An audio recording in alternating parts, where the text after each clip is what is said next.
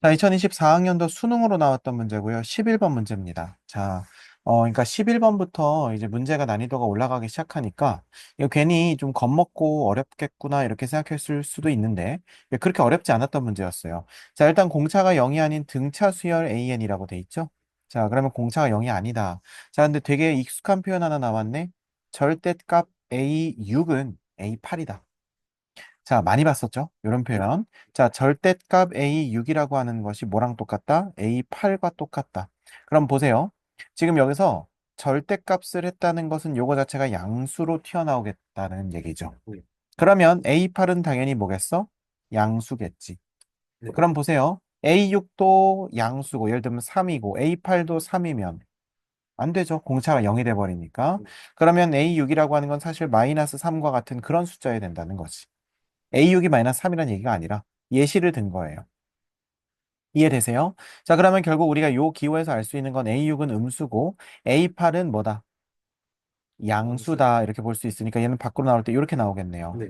이해되시죠? 네. 자, 그러면 A6 더하기 A8 나누기 2가 0이라는 거죠. A6 더하기 A8이 0이라고 하는 것은 그걸 나누기 2해도 0이라는 거니까. 그럼 등차 중앙을 쓰게 되면 가운데 껴있는 A7이 얼마다? 0이라는 걸 알 수가 있겠죠. 네. 그럼 이걸 우리가 그래프로 약간 점처럼 표현을 하게 되면 이렇게 되는 거야. 얘가 A6이고, 얘가 A7이고, 얘가 A8이고, 약간 요렇게 점이 찍힌다는 걸 우리가 알 수가 있겠네요.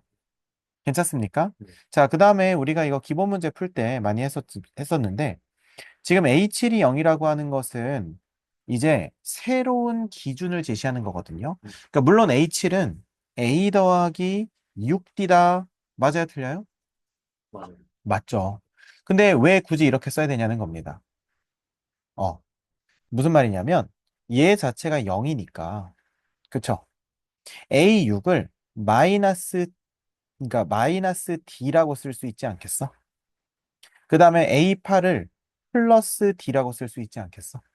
이게 무슨 말인지 알겠어요? 네. 그러니까 얘를 기준으로 해서 D만큼 커졌고 D만큼 커졌고. 그죠? 그러면 0을 기준으로 해서 D만큼 감소하고 D만큼 감소하니까 결국 공차가 D고 그 간격이 D고 H를 기준으로 생각을 해보자는 거예요. 여기까지 이해되시죠? 자, 그러면 A1은 얼마가 되겠어요? A1은 A7 마이너스.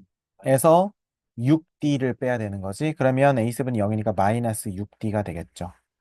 다시 한번 말하지만 A1을 그냥 A라고 두고 H7을 A 더하기 6D 둔 다음에 그거는 0 해도 똑같은 결과 나오긴 하는데 선생님이 문제를 풀 때는 항상 문제에서 직접 써먹을 수 있는 것들을 최대한 직관적으로 쓰는 게 좋다고 했죠. 그렇기 때문에 0이 등장했다. 그러면 이 0을 기준으로 해서 몇 칸 떨어져 있는지로 우리가 공차로 정의할 수 있다.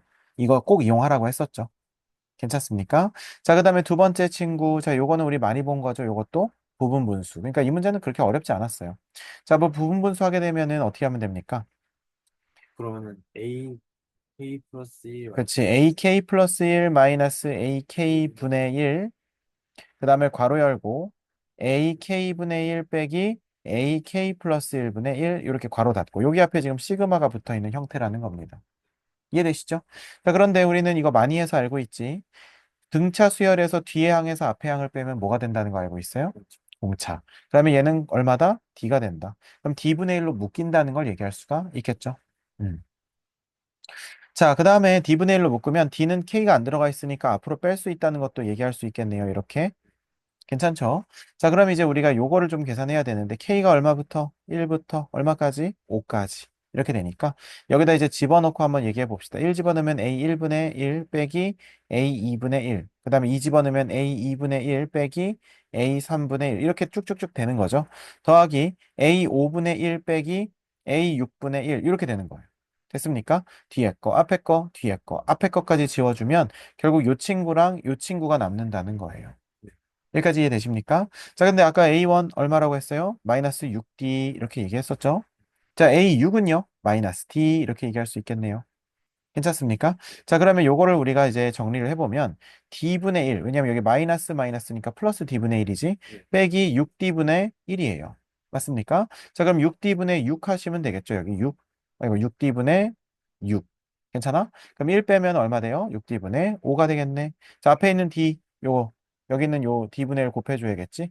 그러니까 어떻게 됩니까? 6D 제곱이 되겠네요. 이해되십니까? 자, 그러면 지금 이거 계산 다 했어. 지금 요 초록색, 요 동그라미 계산 다 했더니 그게 얼마? 6D 제곱분의 5가 되는 거고, 그게 얼마래요? 그러면 96분의 5라는 겁니다.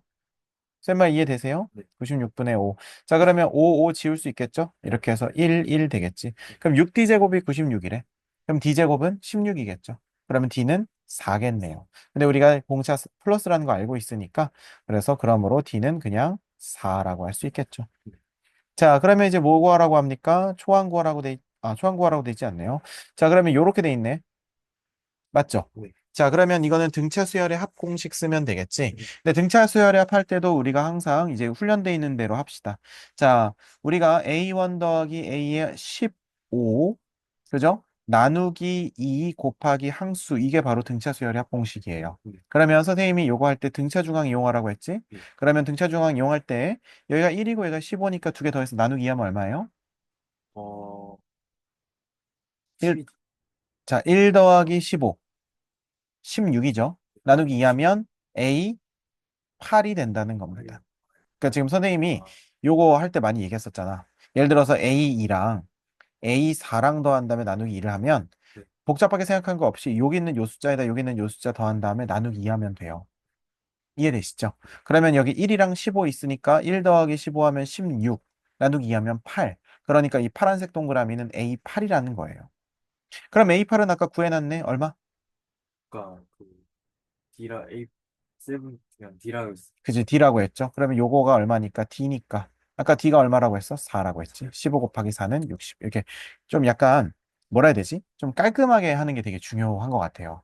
뭐 다시 A1을 또 구하고 또 뭐 하고 이렇게 자꾸 하지 말고 최대한 계산을 적게 간단하게 이렇게 가는 게 중요할 것 같습니다. 그래서 이 과정 좀 잘 복습해 두시면 좋을 것 같아요. 네.